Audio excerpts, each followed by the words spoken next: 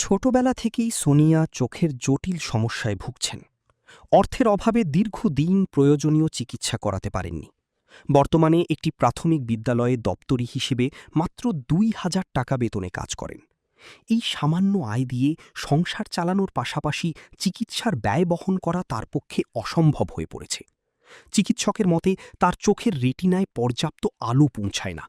সময়মতো চিকিৎসা না হলে তিনি দৃষ্টিশক্তি হারানোর ঝুঁকিতে রয়েছেন।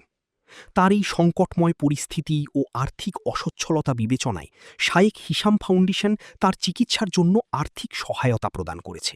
আসসালামু আলাইকুম, আমার নাম সোনিয়া, আমার বাড়ি কিশোরগঞ্জ, থাকি আমি কোঠিয়াদি। ওখান থেকে আমি আসছি।